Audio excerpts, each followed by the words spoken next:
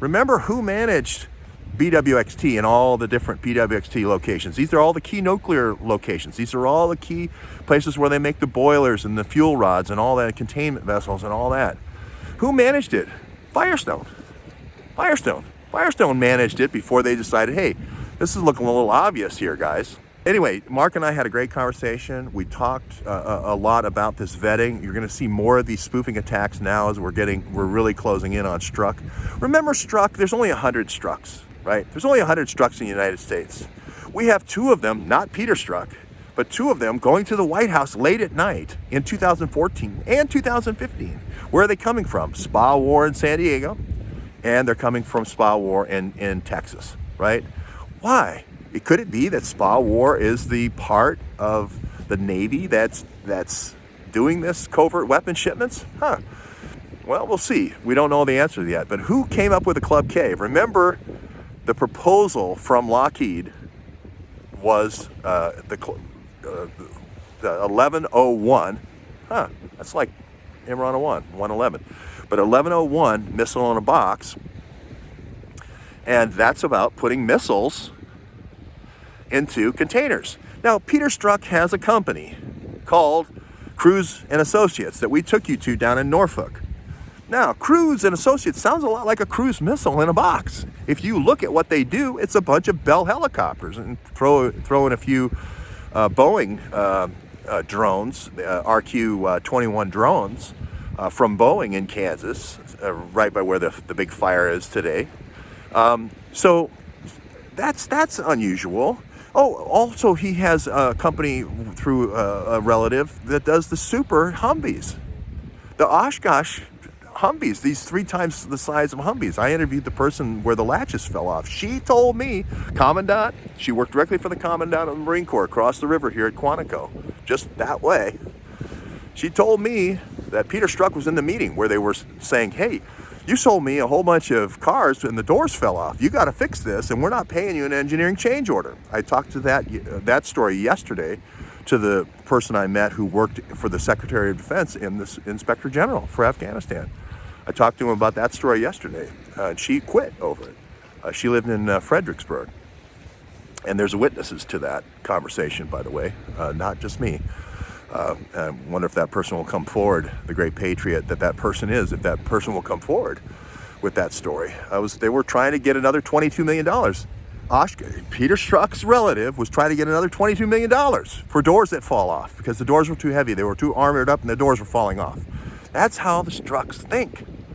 That's how Peter Strzok thinks. Now we have another Strzok relative that just happens to move Navy reactor boilers. Strokes don't move Club K with cranes. They do it with their super crane when they move BWXT boilers from nuclear submarines, right? That's a lot of people that are involved in military technology. Wait, we're not done. There's another Strzok relative that is involved with Exelis night vision goggles, the kinds that snipers would use. And then there's another guy, right, that is going to Korea. Remember, we're sending people to Korea in our little network here to sell them stuff. This guy's name's OKNY Ansky. His IP addresses connect to Strzok and connect to Schiff, right? And all these other people, Fruman, Parnas, they all connect, right? Hey, guess what they make down there? They test drones down there. If you had an RQ-21 Boeing drone, you might just fly it out of the country. You might just fly it over to the little ISIS base that they have 5 miles over there on the other side and forget to fly it back. And everything in the drone goes with the drone. Okay, I don't think the RQ-21 has much of a payload, but it'll hold a missile. I believe the Navy let out a package for the drone for armament. It's not just surveillance. So this is what I'm saying. We also have Strzok and Buttigieg in Kosovo.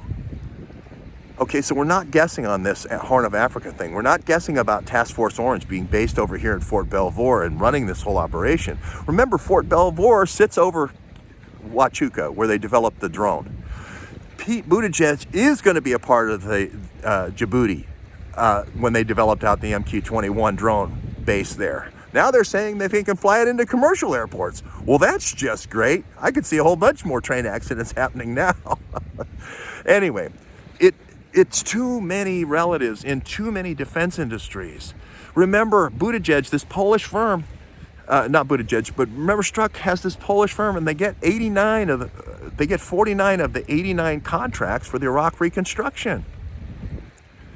For a Polish firm, this is a war between the United States, a terrorism war, and Iraq. How is it that all these contracts are going to a Polish firm that Peter Strzok's relatives all seem to be gladly fulfilling? It's going to be the answer to the test. You just have to keep in there. And when people give you these fake attacks, and stuff, ask them the question. Oh, you were in Afghanistan with Pete Buttigieg? Really? Oh, well, tell me what unit you were in. Tell me what unit you were in. I have interviewed the people that work directly for Mattis, that work directly for Dunford. I know that I called it crisscross applesauce when I interviewed both of the guys, because they kept crissing and crossing back and forth between Afghanistan and Iraq.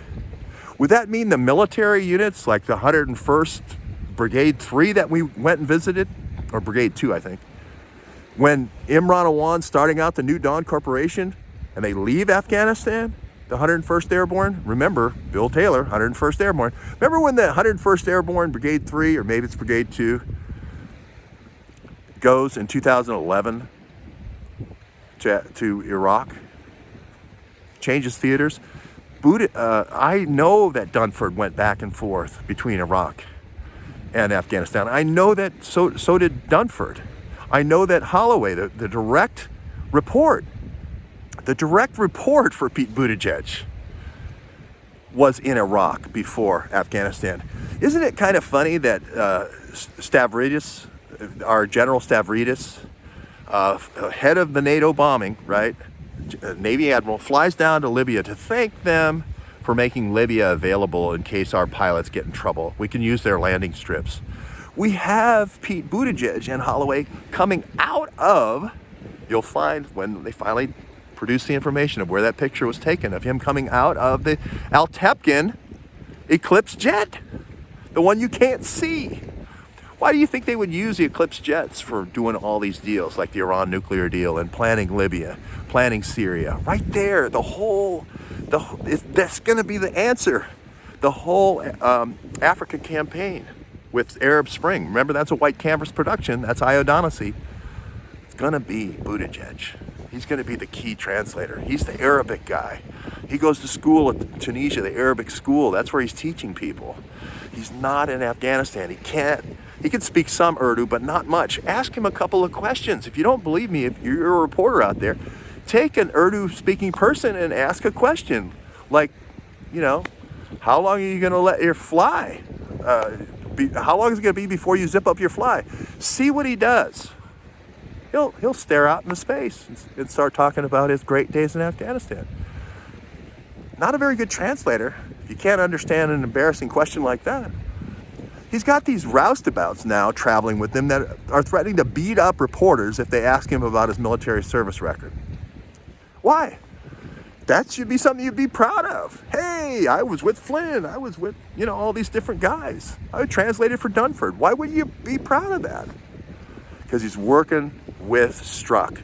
They work together in Kosovo. They work together in the Horn of Africa. They work together in Malta. All this was planned in Malta. The whole Libya invasion with these Eclipse jet flights into Malta. Joseph Mifsud. The Mifsud and the Buttigiegs have been a part of the ruling family for 90 years in Malta. Almost 100 years. It was planned. This is where this off-book stuff is planned. We're not speculating, right? We know Libya happened. They had to plan it somewhere. Would you plan it in the place that was as close as possible to the next hop for where you needed to cache the weapons? We know the weapons for the east side attack of Libya came up from Sudan. It'd be nice to be stationed in the Horn of Africa.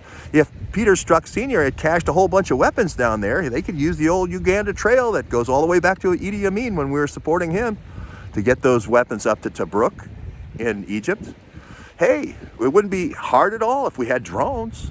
We could fly the weapons into Tunisia at night, silent, or Eclipse jets that Gaddafi would never see for David Grange's plan to take the western half of Tripoli. Remember, that's an email that he sends, Hillary Clinton sends to David Petraeus. It's the green light. That was the green light email. Okay, so thanks everybody. Join Mark tonight. It's gonna be great, great show. Watch out for those spoofers though, because they're gonna go after the best people.